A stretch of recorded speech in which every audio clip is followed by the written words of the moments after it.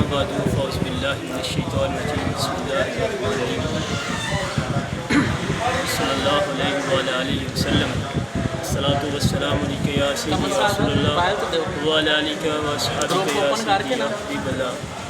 جس مناسبت سے حضرت امام حسین سلام اللہ علیہ کی یاد میں ہم بیٹھے ہیں، یہ بڑی سعادت کی اور خوش بختی کی بات ہے کہ ہم 5-6 بھائی حضور کی اس سعادت میں شریک ہیں اور حضور کے اس جشن میں شریک ہیں کہ حضور امام حسین سلام اللہ علیہ نے جو قربانی دی 10 ہجری کو، یہ اس کا کوئی موضوع سیاست سے ریلیٹڈ نہیں ہوتا ہے. کیوں نہیں ہوتا ہے؟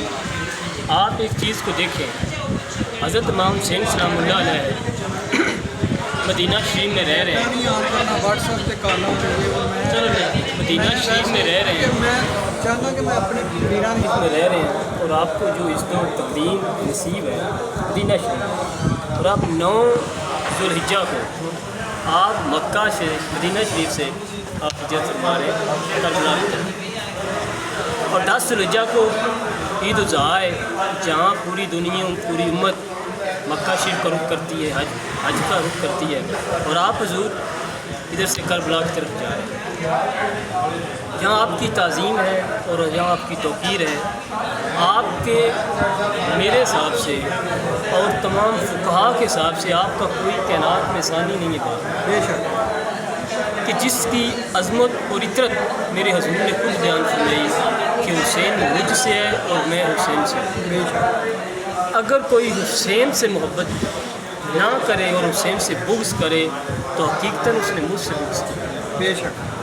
آج ہم بھائیوں کے لیے ایک میں نصیحت کروں گا اپنی طرف سے کہ جہاں آپ کی حضور کی اطرت کی بات ہے تو آپ کا کوئی کائنات میں ثانی نہیں ہے. حضرت علامہ اقبال رحمۃ اللہ علیہ فرماتے ہیں کہ حضرت امام حسین سلام اللہ علیہ کی وجہ سے کائنات میں سوز آیا. سوز کیا ہوتا ہے؟ سوز و گداز، غم و ہجر آپ کی وجہ سے اس کائنات میں آیا، اور اگر آپ نہ ہوتے، آپ کی یہ شہادت، آپ کا یہ واقعہ رونما نہ ہوتا تو کائنات میں کبھی سوز و گداز نہ ہوتا.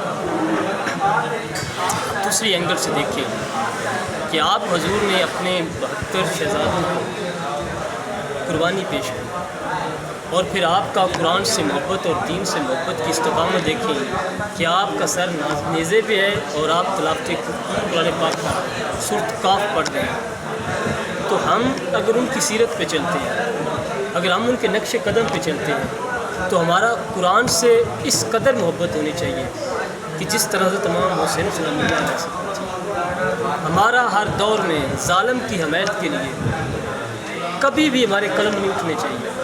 ہم سوچ سمجھ کر اپنے قلم کو اٹھائیں. اللہ رب العزت نے قرآن مجید میں ارشاد فرمایا کہ کل قیامت کے دن ایک ندا ہوگی کہ کہاں ہے وہ ظالم، کہاں ہے وہ شرک کرنے والے جو میرا شرک کرتے ہیں، کہاں ہے وہ قلم اٹھانے والے جو ظالموں کے لیے قلم اٹھاتے تھے، کہاں ہے وہ طاقتور لوگ جو ظالموں کی فوج بنتے تھے.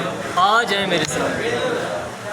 تو ہمیں آج اس دور میں جو اشد ضرورت ہے وہ ہے ہماری قرآن سے دوری ہے.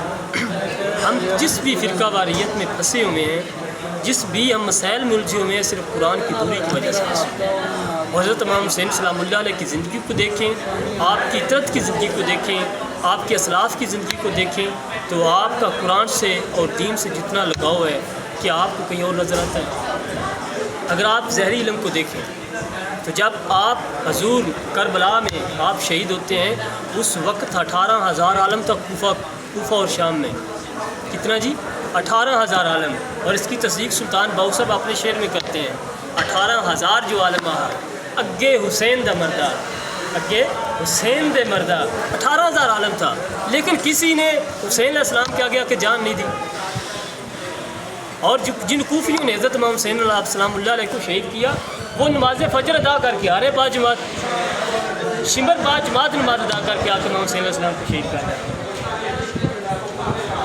اور حضرت امام حسین السلام اللہ علیہ کی آپ کی محبت دیکھ، ایک طرف وہی ایمان والے سارے کلمہ لا الہ الا اللہ پڑھنے والے تھے، لیکن جن کے اندر ایمان تھا قابل غور بات ہے کہ کیا ان کے اندر بھی ایمان تھا بھائی ٹھہر اگر ایمان دیکھا جائے تو ایمان ٹھنڈی ہو جائے گا. حضرت علی سلام اللہ علیہ کی آل پاک، حضرت امام حسین سلام اللہ علیہ کے اندر ایمان تھا، اور ایمان کا اظہار آپ دیکھ لیں کہ سر نیزے پہ ہے، قرآن ادا ہو گیا، سر نیزے پہ ہے، قرآن سے وابستگی دیکھ لیں، شہید ہو رہے ہیں لیکن نماز اثر قضا نہیں ہونے دی. کیا مجھے نماز اثر پڑھنا؟ اگر ہم آپ کے سوتنوں پہ چلتے ہیں تو ہمارے لیے یہ لازم ہے کہ ہمارا قرآن سے اتنا عظیم رشتہ ہو، اور حضرت امام حسین السلام اللہ علیہ کی اسوہ حسنہ سے اتنا عظیم رشتہ ہو کہ ہمارے ہر کردار میں، ہمارے ہر قول فعل میں حضرت امام حسین السلام اللہ علیہ کی جھلک نظر آئے. یہ ماننا ہے. دعا خدا